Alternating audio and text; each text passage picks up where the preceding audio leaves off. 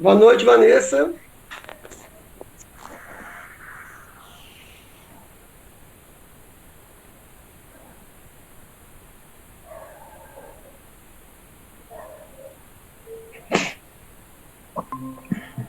Boa noite, Vanessa.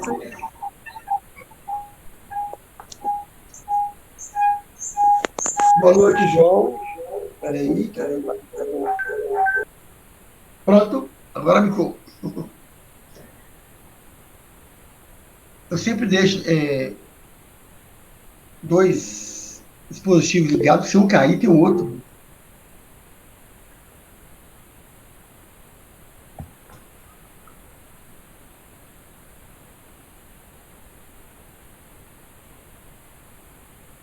Ô, João, Oi. eu estou gostando muito da variedade, assim, das pessoas. Eu acho muito legal isso no trabalho, né? Assim, são muitas cores, né? É, Porque são cores, né? São coloridos, né? Cada pessoa tem um colorido na voz, no instrumento, e isso é uma divulgação da doutrina. e uma alegria, assim, ver pessoas, igual, por exemplo, quanto tempo que a gente não se falava, né, Sandro? Nossa, mãe, é incrível. Eu lembro É, demais de você lá no meio do James, lá na garagem da casa dele. Puxa, era muito bom. parece que foi ontem mesmo. É. E Ô, foi, Vanessa, né? e você é de onde? Ela não tá podendo falar? O microfone dela tá desligado. Ela falou. Que pena. Ela sempre tá aí, mas eu não sei de onde que ela é. Mas ela vai escrever pra gente. Mas. Ô, Sandro, vai tocando a flauta pra gente enquanto eu vou convidando outras pessoas aqui. Toca pra gente a Sim, flauta, né? deixa eu lembrar uma coisa aqui. Dá uma dica aí. Toca Natal, Noite Igual, do James.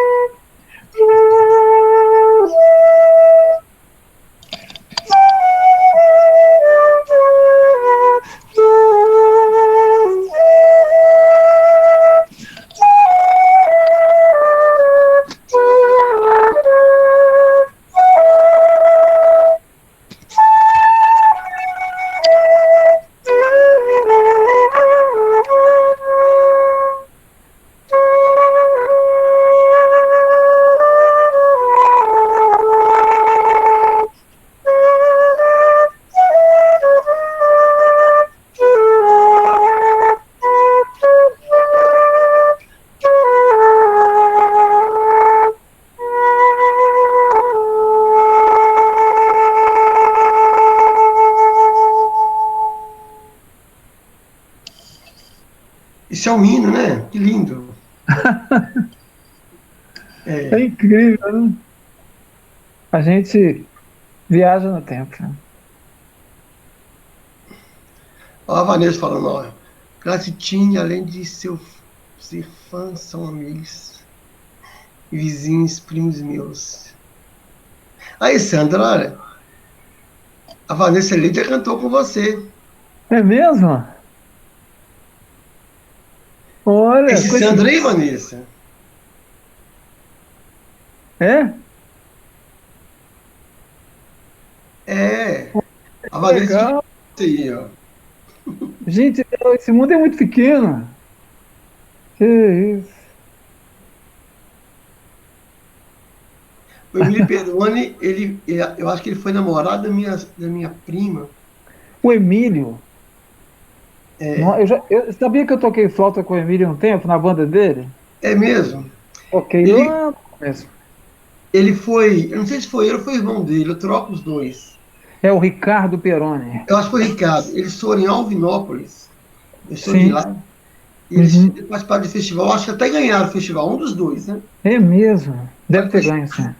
é, Pois, olha lá, eu cantava com o Emílio. Ah, Vanessa, olha, que meu Deus. bacana, Vanessa. Eu quero ouvir sua É isso voz, Vanessa, mesmo. poxa. Você Ô, usa o gente, quê? sabe esse João que tá aí, ó, o João Isso. Carlos, meu irmão lá do Paraná, ele gravou todas as palestras e tá subindo tudo hoje.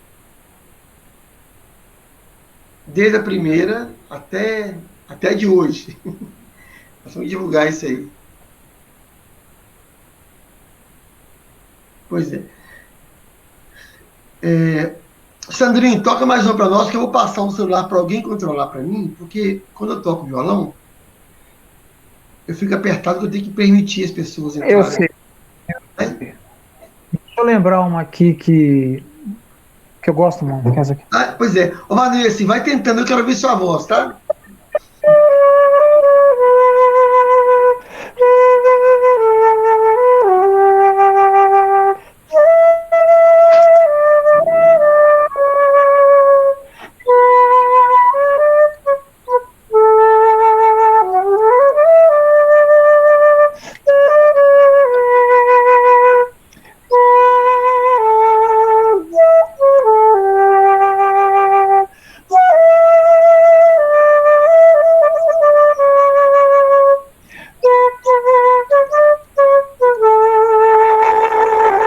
Sei não.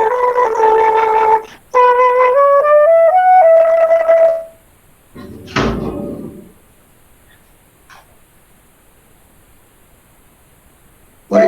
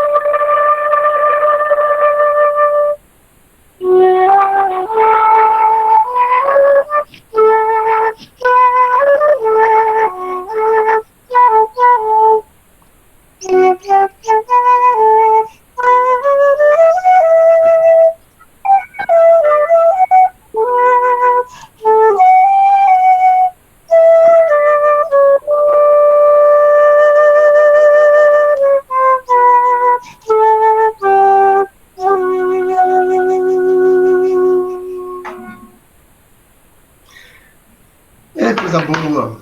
Boa noite, Chile. Tá sem voz.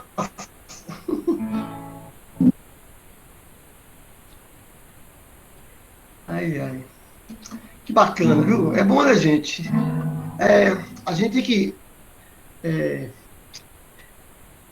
agradecer a Deus que, apesar de toda a dificuldade que está passando, esse momento trouxe algumas coisas positivas para a gente, né? E uma delas é encontrar velhos amigos, né? E isso me deixa muito, muito tranquilo, né? Parece que a balança, ela, o peso, né, que da dificuldade, ela diminui um pouco, né? A gente pode encontrar tanta gente bacana. Isso é sensacional, né? É a tecnologia a favor do homem. Então, deixa eu tentar cantar uma música aqui. O meu filho vai ficar apertando o botãozinho de permitir. Aí dá para eu cantar uma música. Eu vou tentar cantar a música que eu amo muito, que é História de Madalena. Vocês conhecem, né? Musicão, hein? Musicão. Vocês conhecem, né? Deixa eu trazer aqui a. Tá? Eu sei que ele apertou o botão errado aqui. Aqui.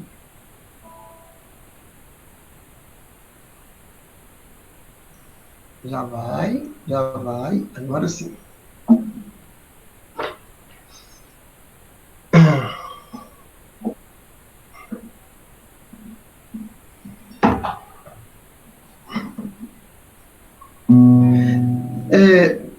Essa música é do Willy, né?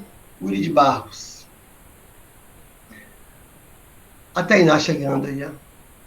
Tainá, minha queridinha, amiga. Essa música é do. Boa noite, Tainá. Ela é do Willy Barros. Boa noite, João. Boa noite, querida. Tá joia? Oi, tudo jóia, graças a Deus. Boa noite, meus irmãos.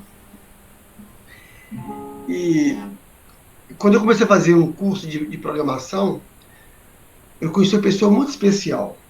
E um cursinho bem fuleirinho. Isso tem muitos anos, tem uns 30 anos.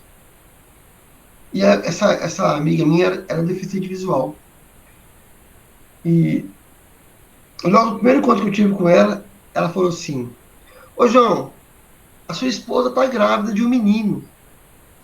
Aí eu falei assim: não pode. Como é que a mulher vai saber disso antes de mim?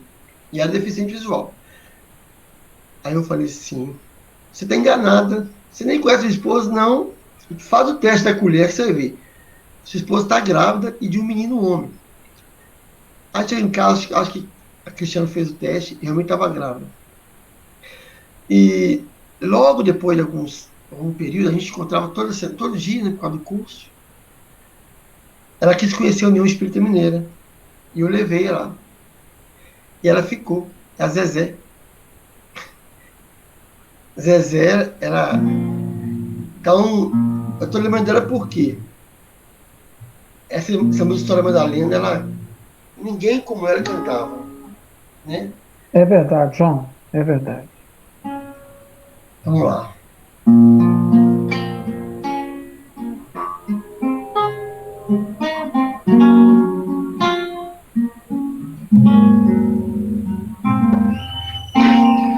Naquela tarde em Jerusalém,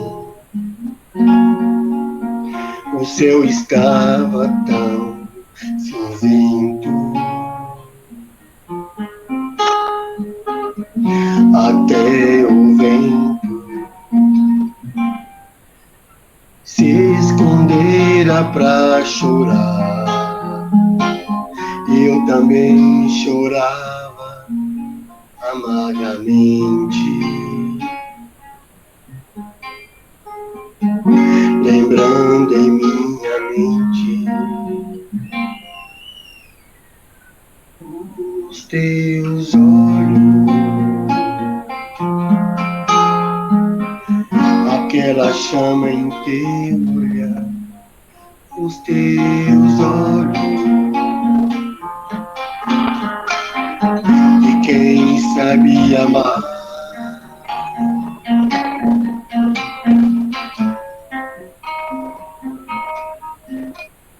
Meu coração de mulher muito tempo buscou o amor em ti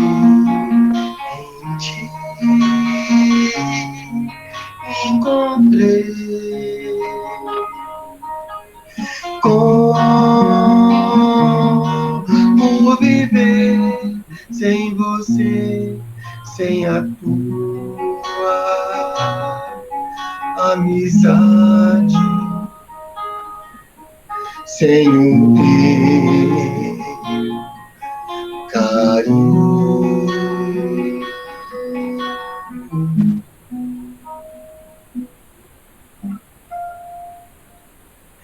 Naquela manhã em Jerusalém, a saudade foi maior e então fui em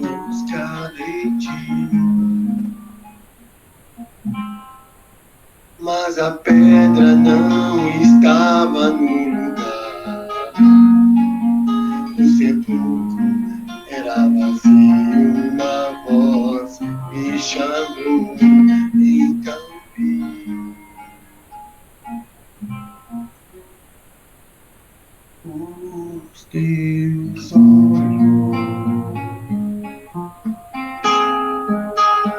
aquela chama em teu olhar, os teus olhos, de quem sabe amar.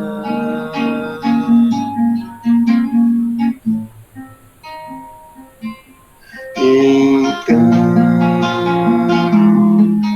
você está e tudo está em paz. Você está aqui e tudo está em paz. Você está aqui.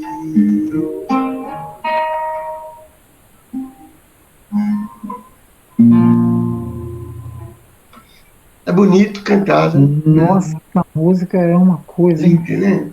Nossa, É linda. muito bonito. O Willi estava muito inspirado, né, João? Demais, sempre inspirado. Ô, É. Vanessa, eu peguei no seu pé hoje. Deixa eu te falar, a Lúcia Nazaré, não sei se ela te contou a história, eu que trouxe para a doutrina. Ela, quando ela teve a perda do filho Anselmo, ela estava em depressão. Eu não vi que eu conto essa história, não. E o ex-marido dela, o Chico, também estava preocupado com a Lúcia.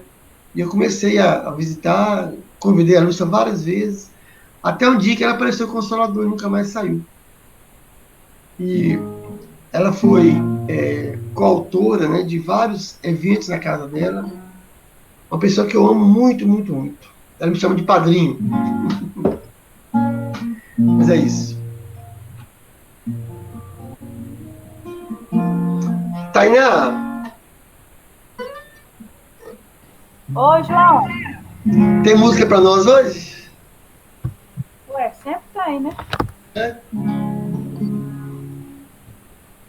Oba! Música é o que não falta, né? O que falta é a tocadeira. Não, você está ótima. Você é ótima. Dona de uma voz incrível, parabéns. Poxa vida, obrigada, João. A Shirley também canta, né, Shirley? Pois é, tem que trocar esse pessoal aí pra eu conhecer também, né? Senão daqui a pouco eles enjoam de mim.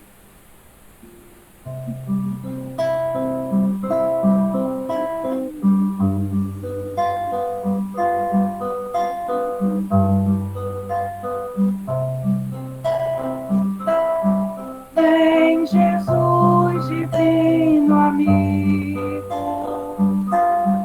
vem trazer a tua paz. Só tu és o nosso abrigo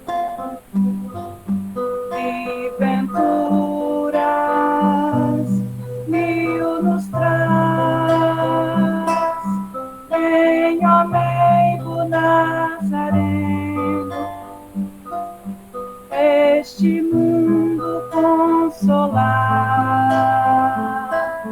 Vem com teu olhar sereno, toda a terra iluminar. Afasta do mundo a guerra, o chacal devorador que destrói tudo na terra, espalhando luto e dor, a gemidos de aflição. Já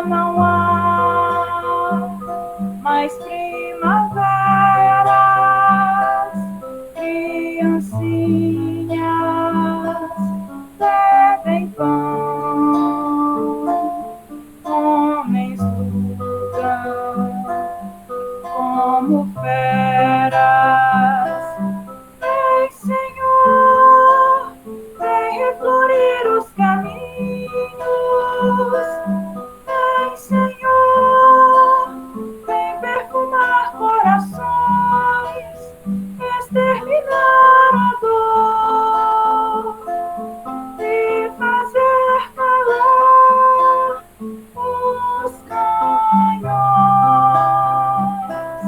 Vem, Senhor, com teu amor tão profundo, iluminar consciências e fazer feliz o mundo. Vem, Senhor, vem reflorir os caminhos. Vem, Senhor, vem perfumar corações, exterminar a dor e fazer calar os canhões. Vem, Senhor, com teu amor tão profundo, iluminar consciências e fazer feliz o mundo.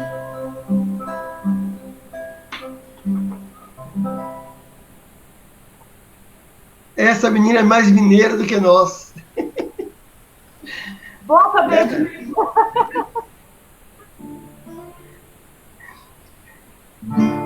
Deixa eu cantar uma de novo. Deixa eu achar aqui. Eu vou cantar uma prece, tem muito tempo que não canto, muita gente me pede. Então vamos lá.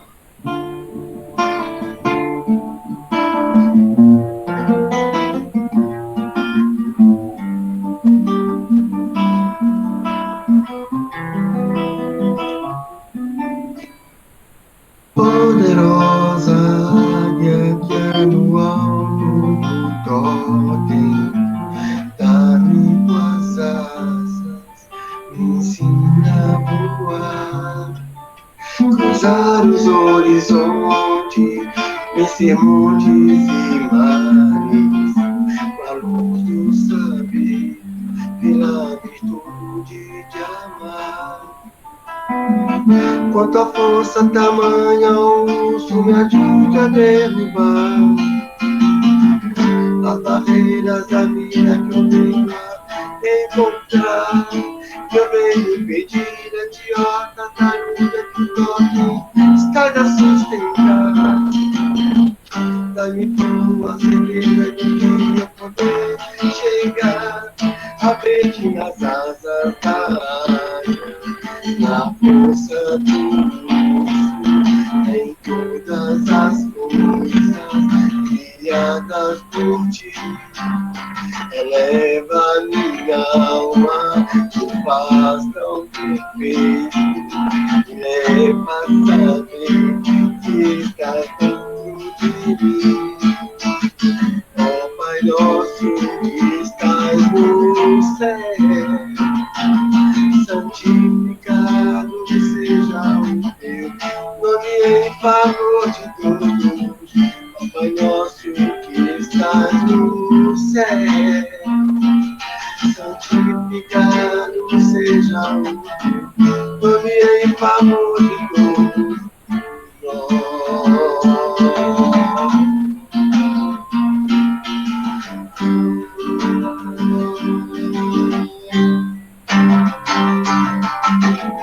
Quanta força tamanha o urso me ajude a derrubar as barreiras da vida que eu venho a encontrar.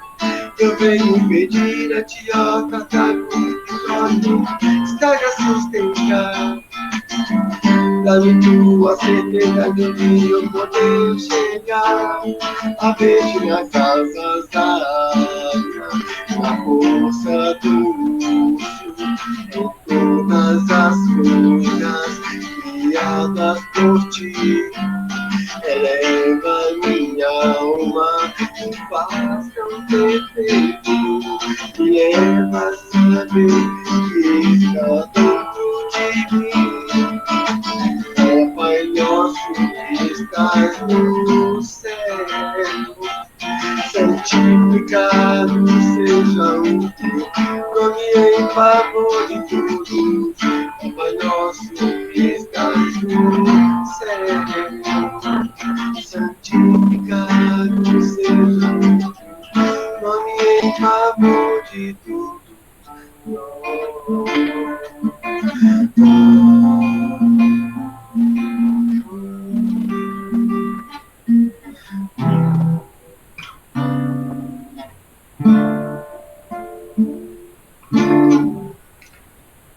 Boa noite a todos. Deixa eu cantar uma musiquinha aqui, que ela é bem alto astral, e vai ser a música de prece. E eu acho que quase todos conhecem. E uma pessoa que está aqui uma vez me pediu a cifra dela, eu vou mandar depois.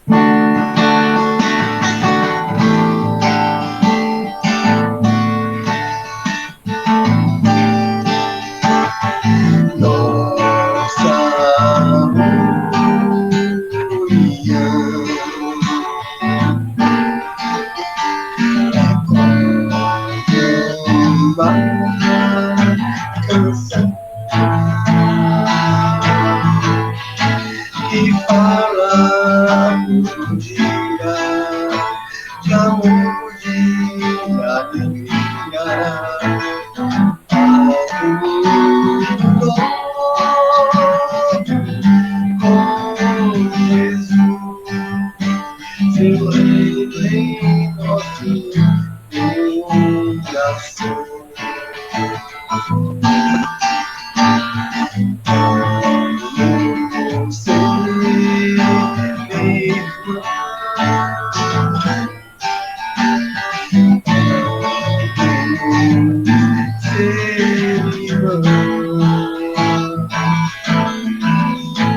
A nossa amizade em laços solenes se concretizou em sonhos.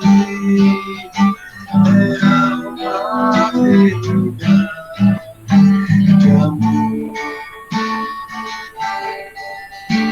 Era uma eternidade de amor.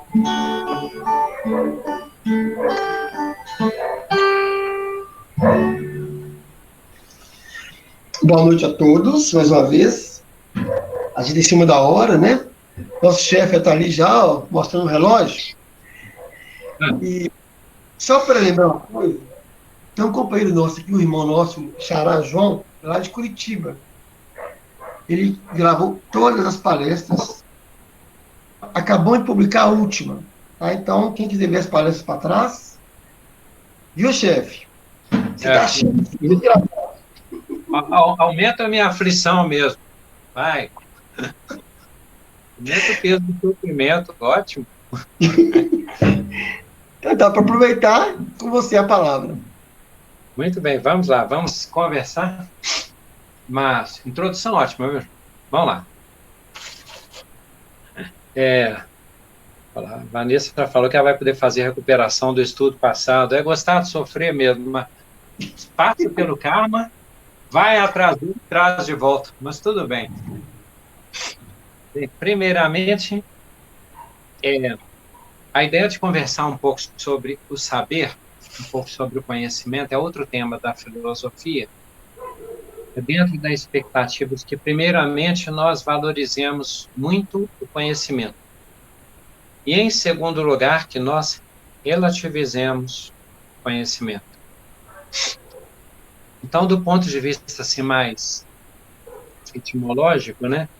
Saber, eu pensei uma vez que era só um jogo de palavras de um filósofo, né? Porque em língua portuguesa, não sei como seria no outro, mas em português tem essa coincidência de saber e sabor. Mas ele assegura que tem a mesma, não só tem o mesmo radical, né, como se fosse a mesma raiz, como também uma relação. Então, nós podemos pensar que saber tem relação com sabor, com saborear, né? E faz sentido porque é como se nós degustássemos, né, aspectos da existência. Se fôssemos pensar mais assim aprofundadamente nesse sentido literário, nessa licença da palavra, nós diríamos, por exemplo, que conhecer, lembrar, né? Você fez referência, fez menção, tinha a música. As pessoas às vezes pedem a música ou pedem a cifra. E nós mentalizamos uma música, lembramos de uma apresentação, então nós continuamos com aquele gosto, com aquele sabor, né? Graças à memória e graças ao discernimento. Vamos saber sabor isso. Bem, isso é possível. De novo, nós nos valeremos de uma das grandes metáforas literárias da história humana, que é a Gênese. Isso é possível porque comemos da árvore do conhecimento, e já falamos, mas é fundamento, é alicerce, né? Isso tem sentido porque fomos criados simples e ignorantes, aí nós fomos nos tornando cada vez mais complexos. Se pegarmos assim aqueles mapeamentos de códigos, né? O pessoal faz às vezes código genético, DNA, você estava fazendo aquele código genético, aquele mapeamento, aqui que é a quantidade de volumes, né, só para se referir ao mapeamento genético de um organismo, é de muita complexidade, e nós saímos simples e ignorantes e comemos da árvore do conhecimento. De certo modo, a Gênese nos avisa, semana passada nós falamos sobre o Pequeno Príncipe, né? Me cativa, mas o que é cativar? Cativar é criar laços. A gente corre o risco de chorar quando se deixa cativar. Aí relacionamos com o Livro dos Espíritos. Preferível não é não conhecer, estacionar. Eu queria ser criança a vida toda. E eles respondem, é ser feliz à maneira dos animais, não conhecer a felicidade do bruto. As crianças também são mais felizes do que os adultos. E na Gênese também fala que com aquilo nós seremos expulsos do paraíso. Metaforicamente, comparativamente, nós diríamos assim, nós saímos daquele comodismo. Então, hoje fala-se muito a coisa ruim é o olho do furacão, e para a coisa boa, as expressões surgem e elas se afirmam e duram mais, menos tempo, né? Outros dizem assim, saímos da nossa zona de conforto. Verdade. Sair da infância, sair de uma zona de conforto, dependendo da proteção. Deixar o lar, às vezes, está representado lá no Éden, quando fomos expulsos do paraíso, e aí aquela representação de que a mulher sofreria dores do parto e que o homem teria o suor para ter o pão, né? E do ponto de vista espírita, nós nos vacinamos, dizer assim, mas isso é uma linha machista, porque o homem sai para trabalhar e a mulher... É fato que a concepção é do organismo, em princípio é do organismo feminino. Mas a sabedoria da reencarnação vai nos fazer passar por muitíssimas experiências, inclusive as experiências híbridas, e uma série de experiências que nós teremos, se nós não tivermos a consciência cósmica de compreender a todos e amar a todos e defender a todos. Então, ser expulso do paraíso é, por exemplo, quando nós descobrimos uma coisa que nos joga para fora da montaria, né? Vou voltar em Saulo depois, que isso é inevitável quando nós vamos falar na revolução, inclusive a revolução do conhecimento. Inclusive o que chamamos de choque da realidade. Nós vamos chegar lá. Bem, então subindo os degraus, nós podemos falar das especializações dos vegetais e dos mais fascinantes, por exemplo, são se for pensar nas plantas carnívoras, a maneira como elas desenvolvem estratégias de atrair, de aprisionar, de se nutrir. Se formos pensar nas maneiras que os animais encontram, que são inteligentíssimas, assim, nós vamos falar do conhecimento humano, nós vamos lá saber depois. Que os animais, através de almas grupos, têm procedimentos interessantíssimos, em algumas coisas que a gente vê, por exemplo, nós vemos animais marinhos, polvos, né? Que eles parecem ter vários olhos. Por que aquela camuflagem? Para parecer que são muitos. Para afugentar possíveis predadores. Então, um tenta repelir, o outro tenta se camuflar, o outro tenta agir subrepticiamente, subrepticiamente é uma palavra complicada, aprendida para hoje, mas quer dizer que ele se esgueira ali, que ele se esconde. Então, nós temos as estratégias, né? O golfinho, né? Nós falamos assim, o golfinho está perto de todos nós, porque a gente fala assim, a pessoa está no barco e vê o golfinho saltando, olha que lindo, ele está todo feliz que nós estamos aqui, ele está fazendo acrobacias para chamar para brincar, e não é isso, ele está protegendo o grupo dele, a família, o grupo familiar, e ele quer nos tirar daquela rota, ele quer nos desviar a atenção. Há animais que fazem a vigilância, que são os que dão aviso, as especializações. Se a gente já estudou, cada um no seu tempo de escola, estudou a maneira como as abelhas se especializam, como alimentam a abelha rainha, e como as formigas têm, por exemplo, as operárias e os soldados para proteger, né? E para trabalhar, para carregar, para prover.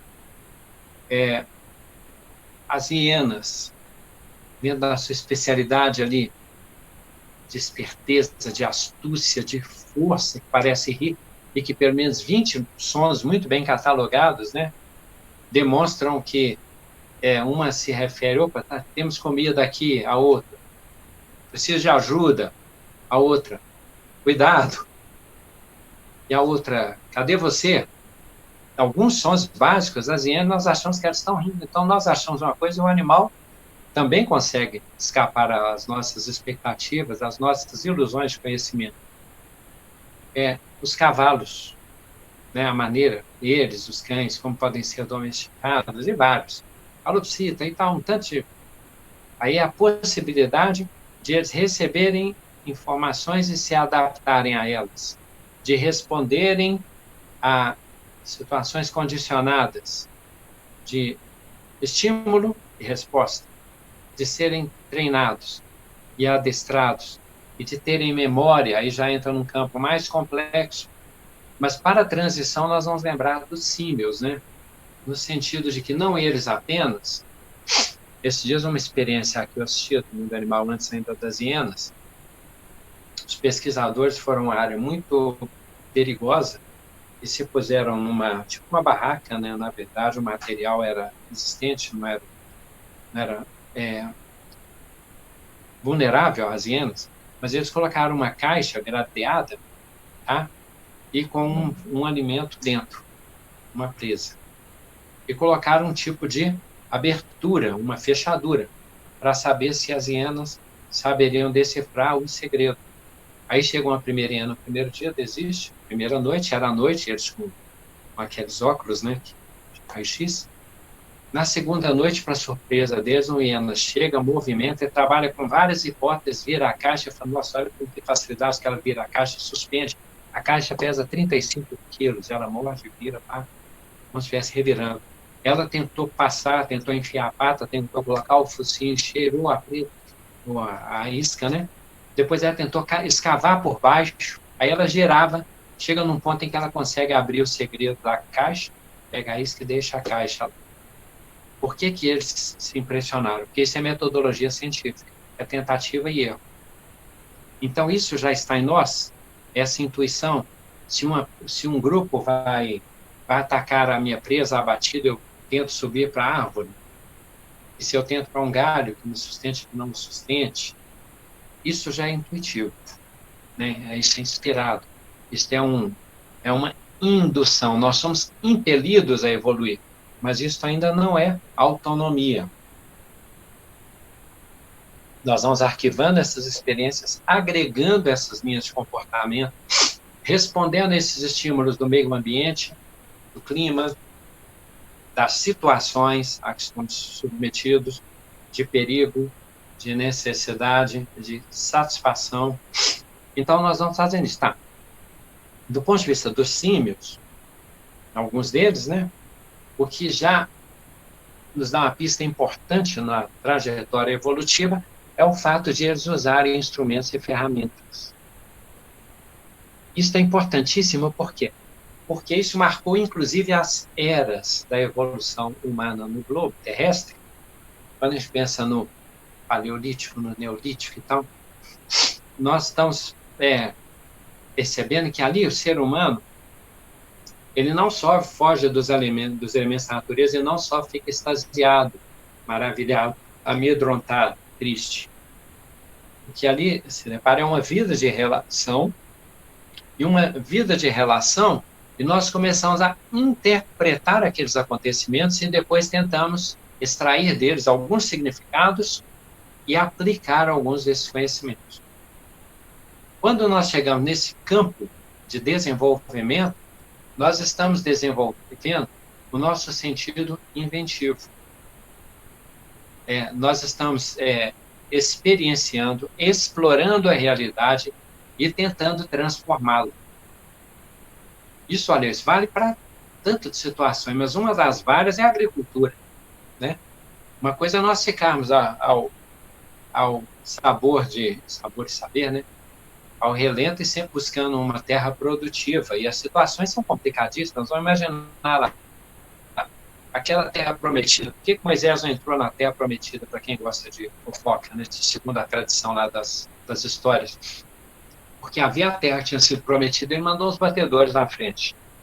Aí, quando chegou lá na frente, os batedores voltaram e falaram assim: mas nós temos uma notícia boa ou ruim, qual que você quer primeiro? Eu falei assim: a boa. Ó, a terra é da hora. Só faltar falar assim: tem campinho, tem tudo. Tem vegetação, tem água. Aqui no Jardim do Éden, no deserto, é o quê? O paraíso é o jardim, é o pomar, né? Olha, a terra é ótima. E qual que é a ruim? Você precisa ver o tamanho dos caras que são donos da terra lá. Mas eu vou falar uma coisa para o senhor: ninguém tira aquela terra deles, não.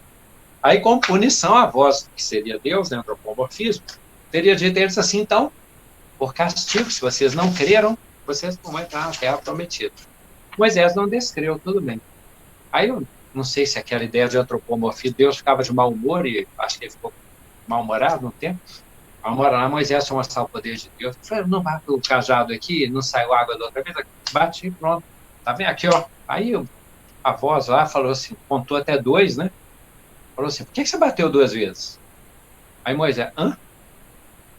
Aí você tá achando que eu sou cego, surdo? Antropomorfismo, né? Então, por que você duvidou, Moisés? Você tinha batido uma vez e acreditado. Como você achou que não ia dar certo e tentou de novo, você também não vai entrar na terra prometida. Então dizem que Moisés só viu a terra prometida, metáfora, e não entrou nela. Ou seja, não entrou nela no campo físico. No plano espiritual, certamente ele caminhou. Mas ficou a mensagem. Bem, então, para aquela situação ficar mudando de terreno, é uma questão complicada pra caramba, mas aí a gente começa a descobrir maneiras, falar assim: não, como que eu faço para... Eu tirei esse alimento para ter alimento de novo. Como funciona? Por que acontece de novo a floração? Por que eu passei por aqui, fui para lá com o meu povo, quando eu voltei aqui tinha alimento de novo? O que facilita para esse alimento crescer? Isso tudo é espírito científico. Isso é espírito científico, é metodologia científica. Então, isso aí leva a um desenvolvimento que o ser humano passa a ter uma prevenção, uma intervenção, um sentido de exploração, de transformação, de aplicação de vários verbos. Isso nos diferencia do que falávamos dos animais, porque nós temos um alcance maior, um padrão comparativo mais complexo, uma capacidade inventiva muito mais elaborada. Por isso a espiritualidade diz que o que separa o animal do homem é a mesma distância que separa o homem do anjo.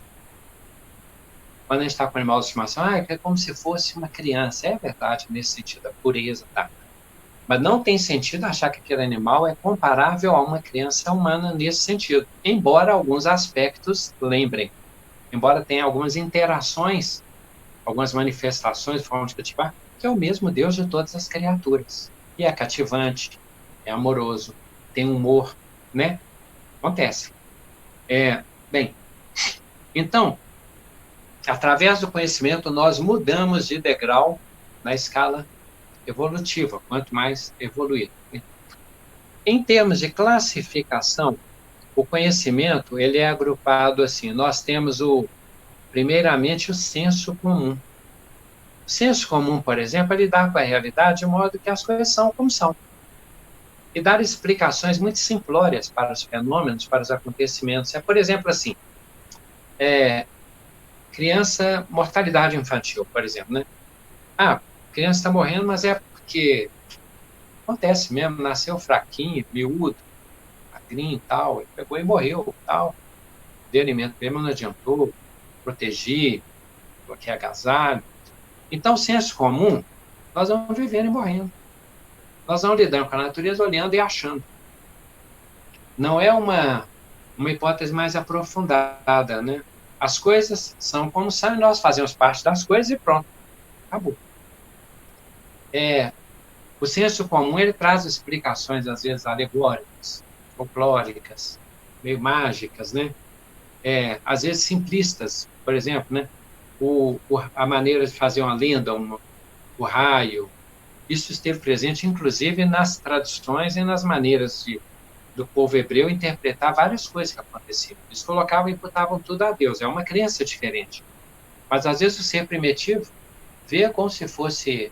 Eu posso imaginar que é mau humor, o estrondo, um aviso, uma profecia, um castigo, e fica nisso. Então, essa é uma visão mais simplificada, mais ingênua, mais comum, menos relacional e menos transformadora da realidade. O conhecimento que se sobrepõe ao conhecimento do senso comum é o conhecimento científico. Então, se eu vir para vocês e falo assim, tem um número maior que 1 e é par, né? E é menor que 4. Se eu dou essa pista, né, para vocês, né? Tem um número, é maior do que 1, ele é par e é menor do que 4. Muitos de vocês já sabem que número é esse. Por quê? Por aspecto de dedução. Porque você faz uma coisa que é análise combinatória. O que o cientista normalmente faz, o nosso espírito científico faz? Às vezes, nós usufruímos do conhecimento existente, é o legado científico que está à nossa disposição. Então, quando nós dizemos que nós estamos numa sociedade civilizada, nós já temos pressuposto de que nós estamos lidando com uma sociedade muito transformada, com vários domínios científicos, e que nós temos, por exemplo, escolas mais ou menos formais, para que nós possamos nos apropriarmos do conhecimento que foi conquistado até agora pelo nosso grupo, para que sejamos continuadores, para que façamos que esse conhecimento progrida.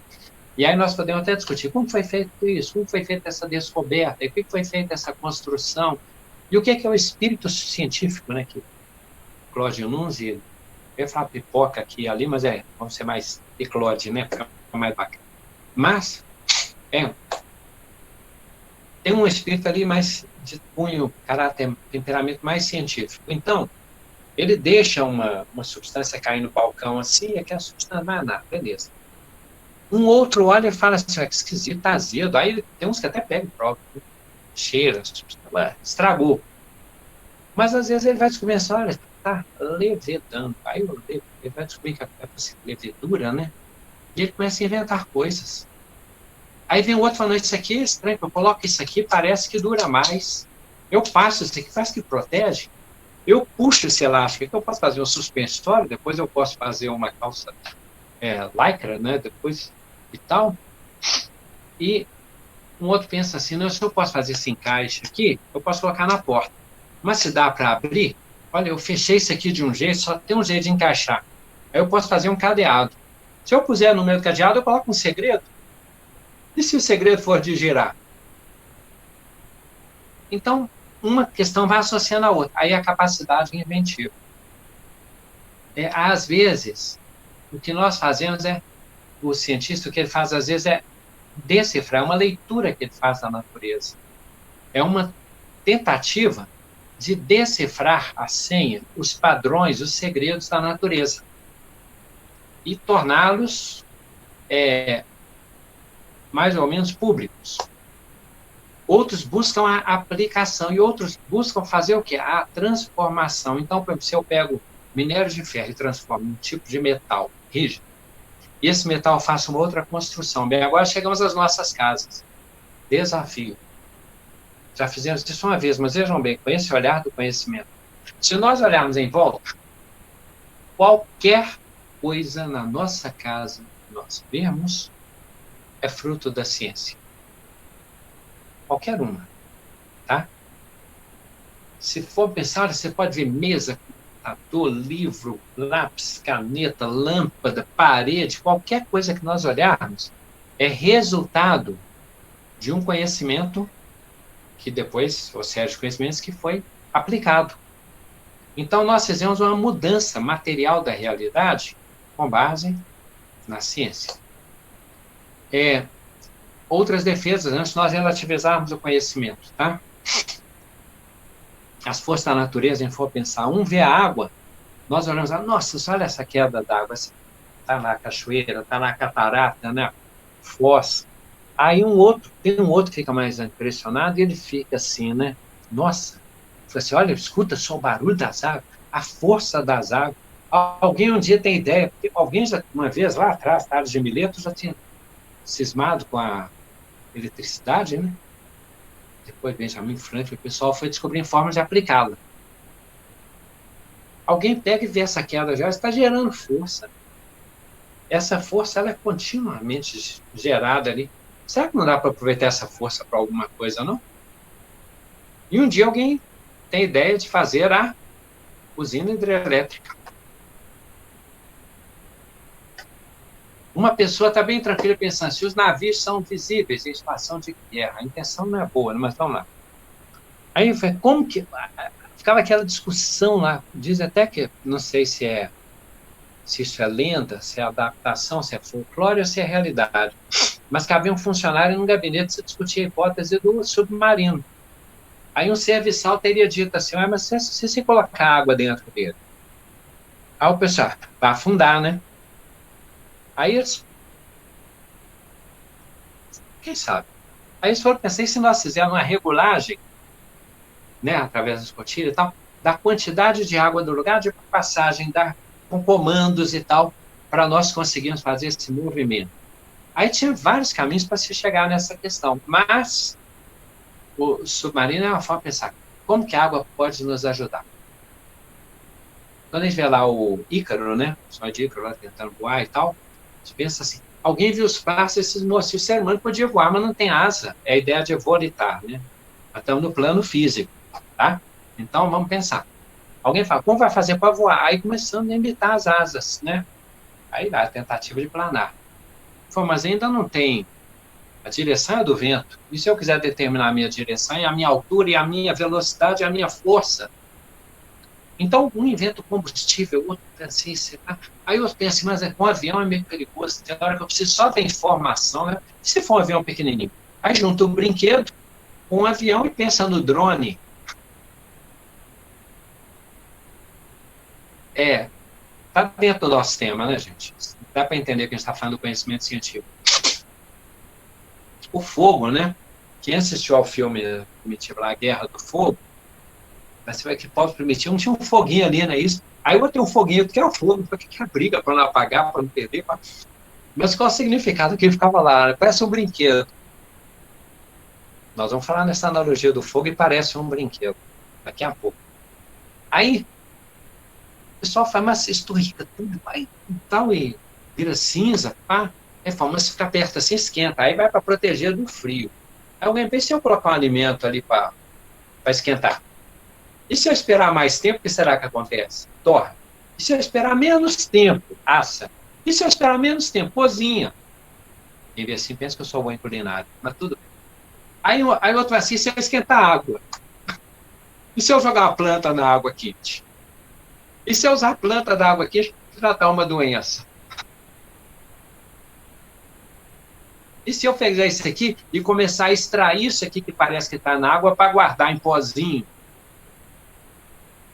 E se eu misturar? E se eu testar isso no animal para saber se faz mal? Ou se faz bem? Os laboratórios. Então, o fogo, a água, tem uma coisa de um jeito de olhar o fogo e a água, que foi o que aconteceu, eu vou dar um salto e depois eu volto. Allan Kardec. As mesas girantes. Uns olhavam só assim como senso comum, outro, é divertido, é legal. Não, a mesa pulou, você perdeu, você tinha que ter vindo ontem, você vê a altura que a mesa subiu. Sabe o que vai acontecer de novo? Mas Kardec já vê aquilo ali com espírito científico, com sentido filosófico. Ele já pergunta, o que significa isso? Como isso acontece? Ela não tem músculo, ela não tem nervo, ela não tem cérebro. Então tem alguma coisa, uma causa qualquer para esse efeito inteligente. Isso é Kardec, tá vendo? Se qualquer época que ele viesse, ele tem esse caráter de explorar a realidade com um sentido metódico, científico e com uma visão filosófica, integrando isso. Então, fizemos com fogo, com água, com as mesas girantes, com eletricidade. Bem, a importância do conhecimento, vamos pensar em termos concretos. Quando nós não conhecemos, e é o que acontece o tempo todo, nós consultamos alguém que conhece. Querem ver? Ele fala, deve ser legal entrar numa floresta, viver no meio da natureza. Agradeço, mas eu não tenho esse romantismo, não. Por quê? Se eu entrar numa floresta brava, diz a expressão, e eu entrar, o selvagem não é a floresta, sou eu. Por quê? Eu não sou um silvícola, eu entro lá, não sei o que é que eu posso comer, onde que eu posso pisar. Se eu deparar com uma areia meio complicada, e cobra. Esses dias eu assisti a um especial, não sei se falo isso para vocês, acho que não. Um companheiro, eles trabalham com animais exóticos, selvagens, na preservação.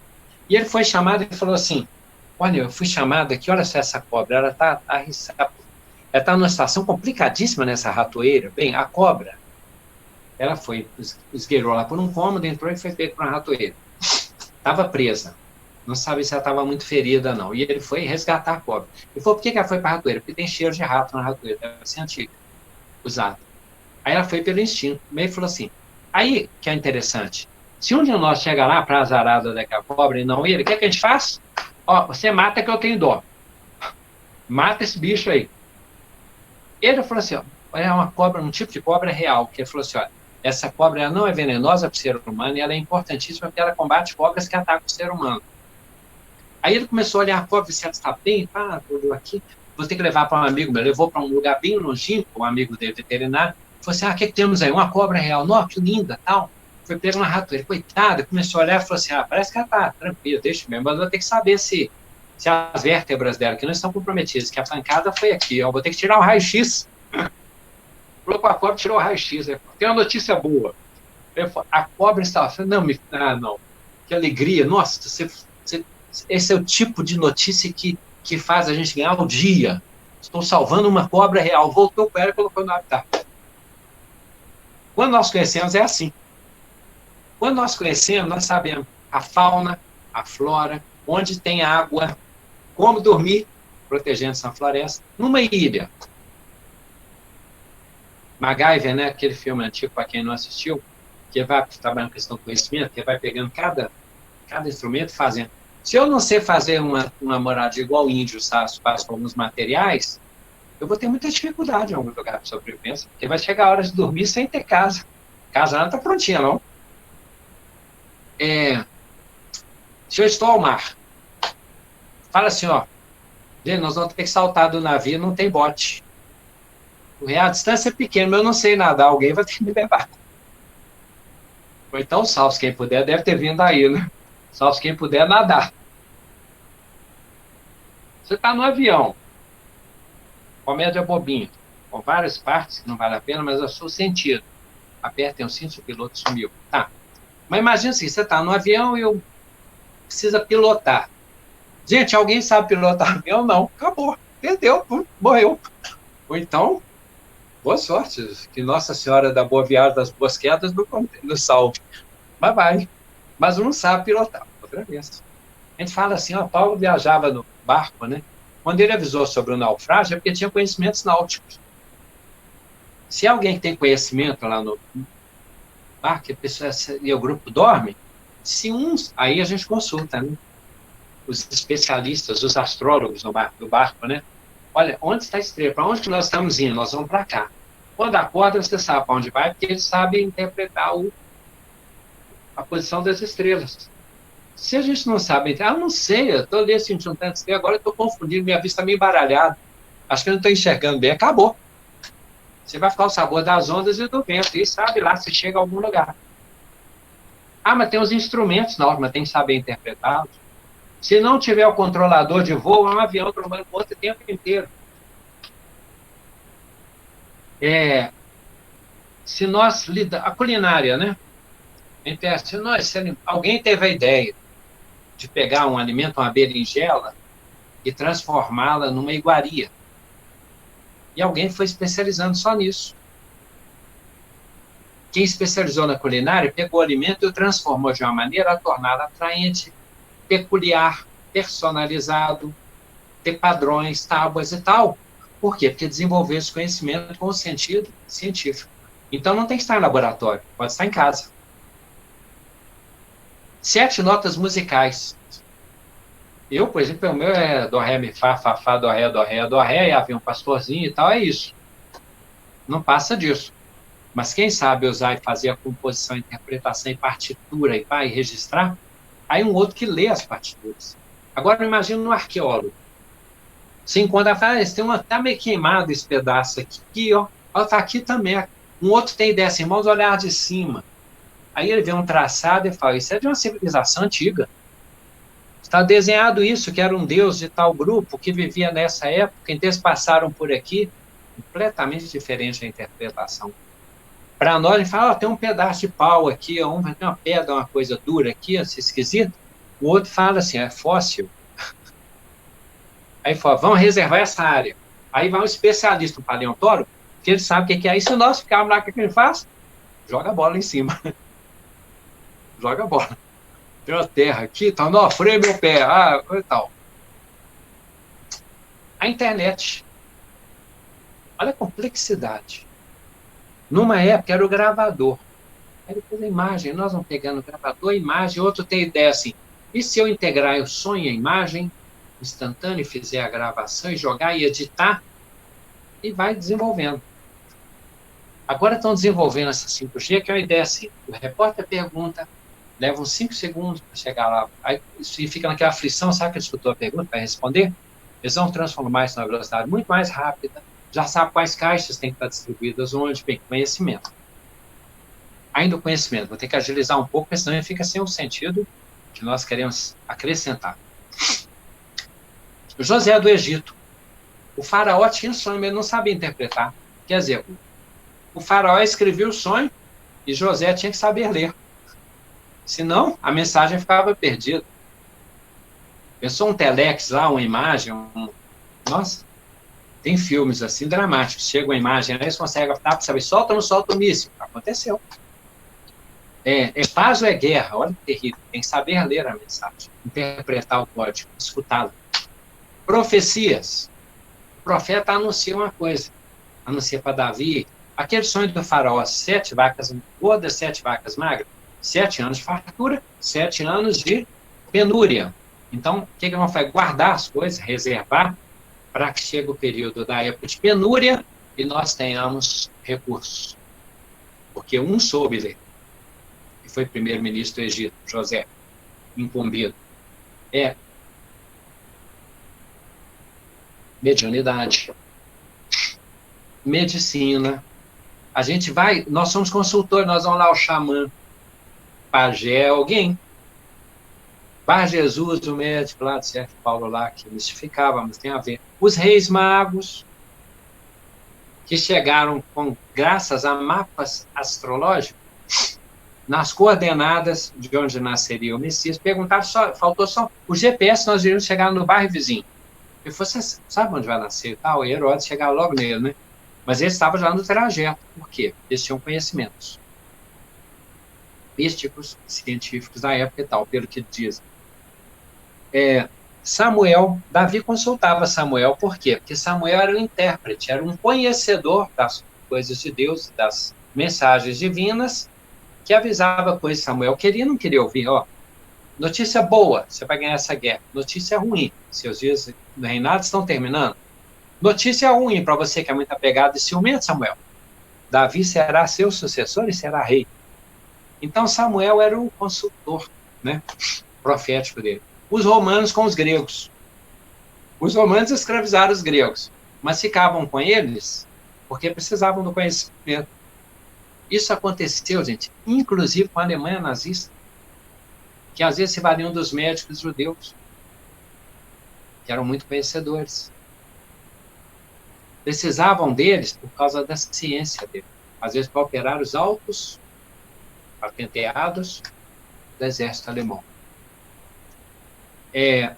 Então os gregos estavam ali, às vezes, ensinando para os filhos dos romanos, que estavam cheios de ouro. Mas o conhecimento grego, na matemática, na ciência, na retórica e tal, é que ajudavam a formação dos nobres. Nós temos outra noção importante do conhecimento. Estou defendendo muito, mas a finalidade é nos impulsionar e estimular também, né? É fácil saber a diferença do conhecimento. É só pegar alguém que sabe mal para fazer um conserto. A maneira mais concreta, quem não tem experiência de uma reforma na casa bem feita, estou com um problema. Né? Não, deixou tudo manchado, sujou a casa toda para pintar uma parede, não forrou, não entende que aquilo ali é H, agora vai passar o que e tal, telhado, energia elétrica. Não vou nem falar em vazamento. Baixei a sintonia do grupo aí agora. Né? Vamos lá.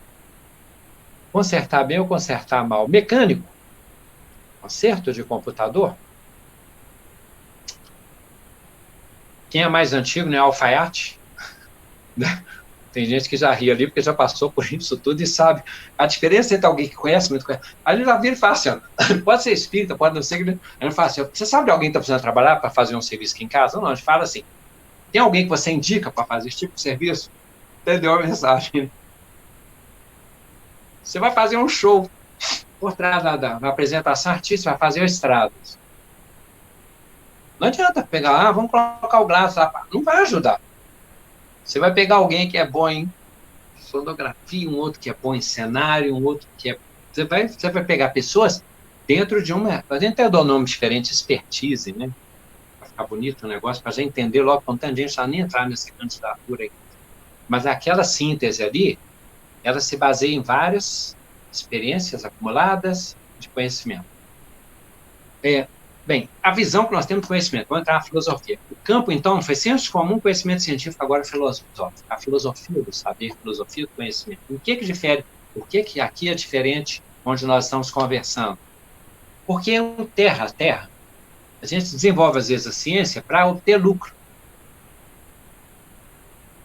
Às vezes, para o conhecimento ficar conosco.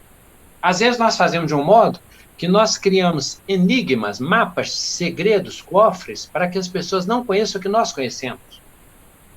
Eu desenvolvo uma técnica de agricultura, e em vez de eu compartilhar, eu penso assim, olha, eu vou produzir isso aqui, a minha lavra vai ficar melhor do que aquele pessoal, e eu vou faturar muito. E não vende o segredo, ou vende caro, e não passa o segredo. Jesus fala assim, louco, hoje ainda será pedida a sua alma. O que adianta você encher o celeiro? Quer dizer, que vale um homem ganhar no mundo inteiro se vier a perder a sua alma? Então, às vezes, nosso comportamento científico é desse. Eu vou dar um exemplo terráqueo, tá? Porque alguém tem que ir para o umbral para os outros raciocinarem. Esse é o meu papel. E os seus é raciocinarem e subirem. E lembrar de mim lá embaixo. Vamos lá. Quando um pessoal desenvolve uma pesquisa em relação a medicamento, eu estou falando do terra a terra, com respeito pelo trabalho, pela ciência, mas só um exemplo. Então, cada país tem sua forma de definir patentes. Né? Um laboratório descobre um medicamento, aí descobre uma cura, mas já está. Para incentivo, para valorizar o investimento, então existem diferentes tempos. Numa época estava sendo 5 anos para medicamento de exclusividade na exploração daquele medicamento que descobriu e lançou no mercado. Vai recuperar o que está. Mas ele já vai vender, tudo bem. Aí eu pensava, será que não pode diminuir, não? Para mais laboratórios entrarem, para ficar genérico, ficar mais barato, pá. Em vez de diminuir, em países, Estados Unidos, às vezes são 2 anos, alguns, aqui tem medicamento que agora foi para 10 anos e alguns são 15 anos. Porque alguém descobriu, foi, não interessa, quem descobriu foi, às vezes, no tempo que eu estou controlando aquilo, eu desencarno. Eu deixo de legar aquilo. Pessoas não conseguiram comprar o que eu descobri. E aí a minha visão científica não é a visão divina. E nesse lado é diferente ser cristão. É diferente trabalhar com a consciência cristã. Por isso é que o nosso tema aqui é gostoso, ele é diferente, porque eu posso falar. Então, se eu penso a ciência como um produto meu, mas eu não estudei sozinho. Eu não estive numa escola que veio do nada, e a minha escola se apoiou nos ombros de outros estudiosos, de outros pesquisadores, de outros acúmulos. Conhecimento é construção coletiva. Eu faço parte dessa descoberta, dessa exploração, desses usufrutuários, desses desenvolvedores, desses aplicadores, eu faço parte, mas eu devo me ver com pertencimento da humanidade e numa realidade material menor do que a matriz espiritual. Então, às vezes, eu trato a ciência dentro de um sentido exclusivista e coloco como patente. Isso é complicado. Às vezes, eu vejo como uma fonte de lucro e de leilão. Agora, de novo, eu tenho que dar exemplo, porque eu tenho que dar exemplo para que nós consigamos raciocinar o ideal e o não ideal. Algumas pessoas concebem a pesquisa da vacina assim: eu tenho que descobrir a vacina para ajudar a humanidade. Eu tenho que fazer com que essa vacina chegue ao máximo de pessoas possível, mas ao máximo de pessoas possível. Tem um filme, não é de guerra, então é complicado, mas vale a filosofia do complexo. Ela falou assim: nenhum a menos. Ele foi para a guerra, não conseguia pegar arma e resolveu se oferecer. É isso, médico de guerra. O que esse companheiro fazia? Salvar as pessoas, carregar a pessoa no campo de batalha, carregar para salvar o mar. Destroçado, amputado, ele carregando a madrugada toda com cãibra. É impressionante o que esse companheiro realmente fez. O companheiro ali só o filme. Então, por que isso é importante? Porque algumas pessoas fazem isso. Eu tenho que salvar o máximo possível. O outro pensa assim: eu tenho que descobrir isso porque isso vai dar um dinheiro. Isso vai render. Aí larga tudo. Por isso é que é complicado quando uma pessoa tem uma missão veterinária médica, entra numa missão veterinária de para produtizar o animal, multiplicar o animal como se fosse produto e bicho, e aumentar a margem de lucro com o faturamento da pecuária em condição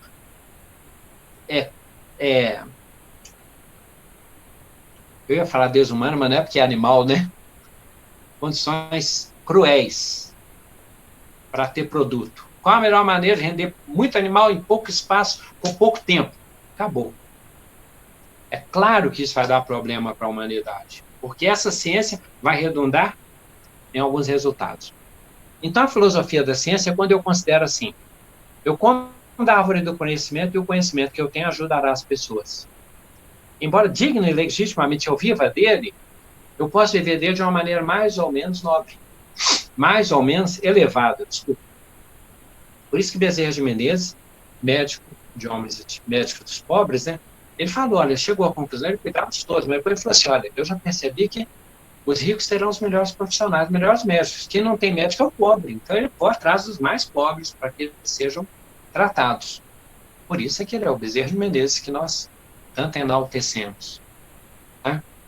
É muito interessante esse sentido de gratuidade. Quando nós conseguimos chegar à conclusão assim: eu não preciso cobrar por isso. Tá vendo? Alguém me avisou. O nome do filme é Invencível. Alguém falou lá de um filme, tá? Alguém comentou também. Tem o Nenhum a Menos, tem o Invencível, tá? É mais um dos filmes. Bem, quando eu pego e penso assim: puxa, eu não preciso cobrar por isso.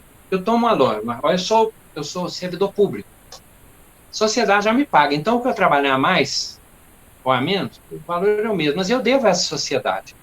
Então, na minha consciência pública, é da consciência de cada um. Se a pessoa cobra por palestra, se ela cobra por resultado, se ela cobra, não vou fazer isso na escola porque eu não recebo para isso. Eu recebo para fazer o melhor trabalho possível, com o máximo de recursos possível, porque eu trabalho em segunda instância para a Terra. Em primeiro lugar, para a minha consciência em Deus. Esse deve ser o nosso raciocínio. Então, a ciência ela é uma irmã menor, nesse sentido, da filosofia, importantíssima quanto. Mas o que estamos dizendo é que a filosofia, agora nós estamos falando de saber, nós estamos falando de sabedoria. A filosofia ilumina a ciência. Ela questiona, ela compara, tá? Então, a filosofia, ela faz o que? Ela lança luzes sobre aspectos da ciência. Conhecimento pode nos tornar vaidosos. A ciência pode nos tornar exclusivistas. Nós podemos nos considerar proprietários. Eu já sabia disso, eu falei isso antes, eu já ia falar o que você falou. Como que pode você falar isso, sendo que o seu conhecimento nem compara com o meu?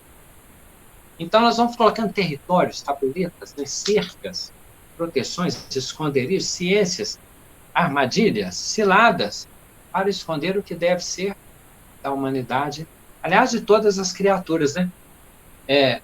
Para nós governarmos tudo que se move sobre o céu e a terra. Essa é a nossa missão, atribuída aqui na terra.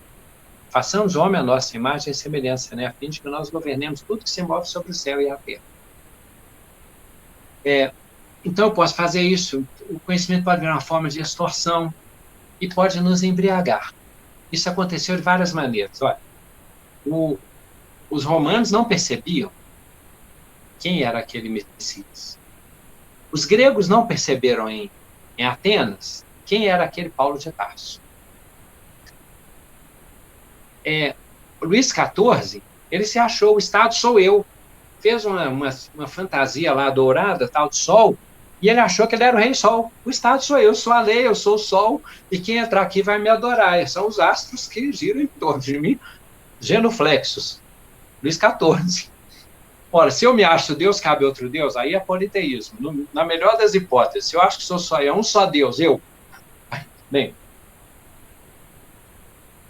isso é filosofia da ciência, filosofia do conhecimento, um pouco que nós conhecemos. O jovem rico não deu conta de abrir mão aquilo que faltava. Às vezes é aquele apego àquela posse, é a vaidade, é o nome, é a reputação. O jovem rico foi o contrário de Saulo de Tarso. Saulo de Tarso caiu com tudo, o mundo dele foi revirado. O prestígio, a base, os fundamentos, os paradigmas de Saulo, na ciência de a quebra de paradigma. Quebrar paradigma, arruinar, jogar tudo no chão. E Saulo fala, sei viver na abundância, sei viver na escassez. Eu, por mim, aprendi a viver e me dar satisfeito com o que eu tenho, me dou por satisfeito. Tendo com o que comer e com o que me vestir, eu me dou por satisfeito. E quem fala isso já se disse, eu estive nu, passei fome, naufraguei, estive preso. Então, quando ele fala, ele se diz, olha, se eu tenho o que comer e com o que me vestir, eu me dou por satisfeito, eu sou abastado. Isso não é figura de linguagem, isso é literal. Saulo falou o que ele aprendeu. Jesus, quando diz assim, bem, glórias do Altíssimo, que escondeste essas coisas dos doutos e revelaste aos pequeninos. Interessantíssimo. Maria sentada aos pés de Jesus, junto com a Marta lá. O Francisco de Assis, né? A gente pensa assim, poxa, Francisco de Assis, ele estava lá. Assis, ele poderia ser comerciante, aprender as técnicas de tecido, de comércio exterior, poderia. Mas ele estava buscando, não sabia o que, depois se casa com a dama pobreza, encontra o caminho da simplicidade e vai aprender com água e passarinho. E é o sol de Assis. Porque às vezes o cara, mas eu tenho que aprender, eu tenho que estudar, eu tenho que fazer outro curso. Importantíssimo estudar. Importantíssimo estudar. Mas nós estamos, o quê? Relativizando. Fundamental. Quem tem a missão do conhecimento, graças a Deus, estudou para nós. Eu feliz demais. Nós temos luz, nós temos água em casa, nós estamos aqui na internet, ótimo. Tem pessoas trabalhando agora nos centros médicos em nosso favor. Tá? Então, benção do conhecimento. Mas o que estamos dizendo é que Jesus poderia ter vindo e falar, olha, esse templo foi construído com tal pedra, de tal época, quem fez foi tal engenheiro, tal mestre de obra. Não era isso que interessava. Se destruir esse templo, reconstruirei em 3 dias. Ele estava falando da manifestação física, materializada dele, depois do 3º dia. Esse templo sagrado em que habita o Espírito Santo, expressão bíblica. Aí a espiritualidade nos ensina. Quem aprende, avança. Quem ama está na frente. Aí vem o Espírito da Verdade e diz para nós assim, espíritas, amai-vos. Este é o primeiro mandamento, instruí-vos. Este é o segundo. Quem de nós não conhece pessoas que não vão entender muita filosofia que nós falamos aqui, mas que por enquanto não precisa. A pessoa sabe o quê? Ela sabe que, ora, você tem que perdoar, você tem que parar com esse sentimento ruim que você está com seu irmão. que você tem que fazer? Pedir desculpa para o seu chefe. Mas meu chefe me xingou. Ele fez a parte dele, você fez a sua. Você tem que resolver a sua parte. Aí se ele espezinhar, simplesmente vai dormir tranquilo. Compreenda, a pessoa precisa adoecer. Mas eu vou ficar com a pessoa doente, vai complicar a minha vida. Não, agora a sua vida vai ficar diferente. Até agora foi fácil, foi normal. Essa é a pessoa sabedora de Deus, que saboreia as coisas de Deus, que serve a melhor culinária. E que às vezes é simplesinha, né? Muitas das pessoas da história dos grupos espíritas são aqueles mais apagados, mais anônimos. Bem, métodos de aprendizado. Consolo nosso. Mas e quando a gente fica sem conhecer, a gente não chega ao plano espiritual e tem uma mania, né, de achar que Deus é um cobrador, uma pessoa que pune, que castiga, que persegue, que joga tudo na nossa cara, se é que o espírito vai ter cara depois, sei lá. Mas aí, porque eles falam que anjo não tem cor, sei lá. Mas aí lá na frente, olha só, métodos de aprendizado. O que a espiritualidade nos diz é que, às vezes, não é para acomodar, é para dar esperança. Esperançar, se existe a palavra, se existe, tá? Eles aprendem horas o que nós demandamos anos para aprender em algumas esferas. Por que isso é importante? Porque nós vamos aprender não apenas através dos livros e através de como vamos buscar essas terras, coisas, explorar, e não só desse modo, é desse modo também. Legar, aplicar, aperfeiçoar, ter o ofício. Paulo de Tarso aprendeu o ofício de tecelão. Então, a maneira que aprender com o pai, igual Saulo de Tarso aprendeu o ofício de tecelão, igual Paulo aprendia na escola, aí por instrução, com Gamaliel, outro modo de aprender. Instrução, fazer junto, imersão. Você está no lugar, você está numa comunidade, fazem aquilo que você vai fazendo também, porque é da tradição. É cantor, é jogador de futebol, é escritor, é ator, tá? É industriário, toca os negócios da família, o pessoal fala, bem, através, às vezes, da iluminação, às vezes, através de insights, a pessoa percebe aspectos da natureza e faz relações, e fala, isso não deu certo na escola, eles sempre atrasavam nas provas, eles não entendiam o que a professora estava pedindo. Aí ficou livre da escola, aquele que tem uma linguagem diferente, que fala outras línguas, ele pega Einstein, ele fala assim, aí o tempo. Aí você sai de perto, porque não vai ter assunto. Deixa Einstein com os doutores da lei lá conversar lá. Vai por mim, sai de perto. Intuição. Bem, então, de várias maneiras nós aprendemos. Para fecharmos a nossa reflexão e estudo, Antero de Quental foi conhecedor, foi escritor consagrado, veio participar no Parnaso de Além Túmulo e deixou para nós um soneto sobre a ciência. Chega ao plano espiritual porque teve essa de Queiroz, que o companheiro lá na expressão dele mesmo contando, ele disse que chegou lá na discografia que eu gosto, que eu já falei, Fernando de Lacerda, em Portugal, do País da Luz. Essa de Queiroz chega lá com os livretos dele, chega lá na aduana, né, que fala aduana portuguesa lá, tipo assim, quilômetros de fato. Mas o que você tem de bagageiro? Fala, eu estou cheio das minhas obras consagradas. Aí eu gostei do início, não. O que é essas obras? O primo Basílio, a coisa de família aqui não interfere, não. Interessa a evolução. O crime do padre Amaro, padre criminoso, que tem passado muito. Aí foi contando os livros dele, o aduaneiro faz que se aduaneiros não sabem ler os clássicos, ele fala. Ele era mordaz, né? Aí falou, como fica? Fala, vai para incineração, queima isso aí tudo, e você vai igual mendigo aí para esse entramplar de lá. Ó. Essa de Queiroz. Camilo Castelo Branco, em Memórias de um Suicida, aquela obra magistral, mostra para nós, ele precisava de quê? Conhecimento? Não. Religiosidade.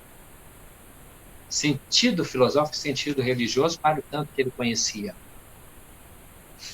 Quando ele vai escrever, ele encontra lá em Portugal, ele vai discografar e fala, que problema em Portugal. Eles têm letra, mas precisa de amor. Aí veio para o Brasil, chegou aqui e falou assim, nossa, que pátria maravilhosa, cheia de amor, quanta gente que ama. Aí ele falou assim, mas e o drama das letras?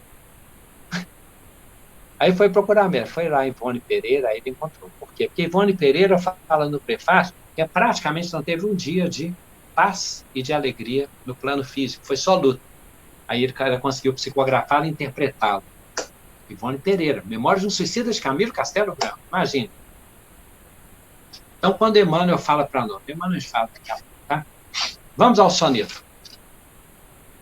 Antero de Quintal está em Parnaso de Além-Túmulo, nascido na ilha de São Miguel, nos Açores, em 1842, desencarnado por suicídio em 1891. Vulto eminente e destacado das letras portuguesas, caracterizando-se pelo espírito filosófico. Viu só, mesmo filosoficamente ele suicidou? Basta a ciência? Não. Vamos voltar nisso. Ciência ínfima, ele escreve, olha o final dele. Onde o grande caminho soberano da ciência que abriu a nova era, investigando a entranha da monera, a desvendar-se no capricho insano. Ciência que se elevou à estratosfera e devassou os fundos do oceano, fomentando o princípio desumano da ambição, onde a força prolifera.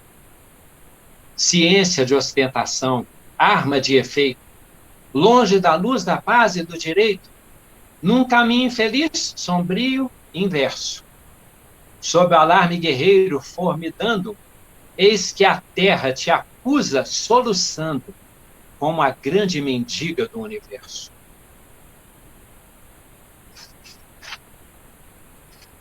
Ciência, a grande mendiga do universo. Sócrates, quanto mais sei que nada sei. A ciência tem muito mais resposta do que pergunta, muito mais vãos do que preenchimento, muito mais selvas inóspitas, desconhecidas, do que domínios. Conhecemos muito, por isso que nós não conhecemos quase nada de nada. Não preciso nem falar do cosmos, não.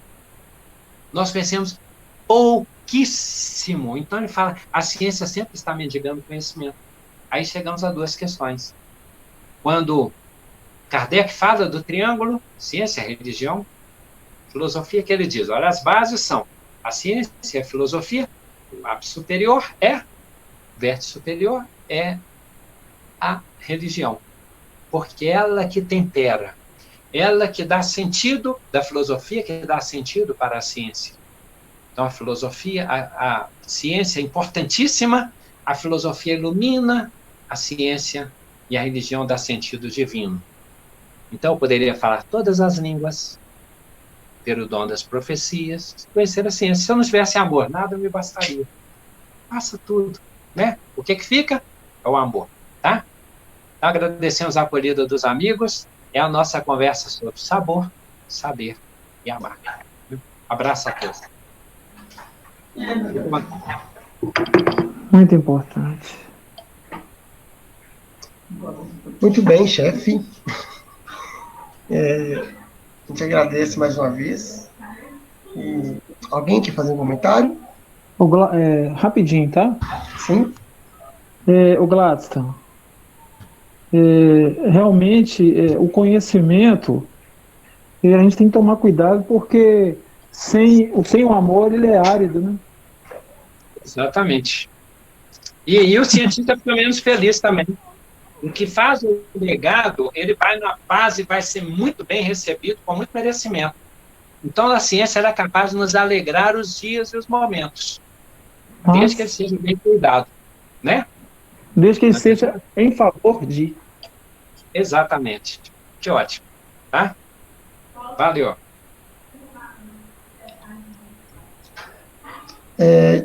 Ruth, Tim podia fazer uma música pra gente encerrar, Tim? Tá com o violão perto? Se tiver aí. Podemos. Oi. Não, enquanto isso, só uma coisa. Eu tenho feito live com os alunos, né? Eu descobri agora que eu estou sabendo usar isso aqui, é legal pra caramba. Eles falam assim, esses dias eu estava ensinando sobre o índio, aí o menino virou e falou assim, ô professor, o senhor podia ensinar pra gente uma dança indígena? Aí eu apago a câmera e falo, minha internet caiu. Minha internet tá caindo toda hora agora. Né? Tá bom. Então tá.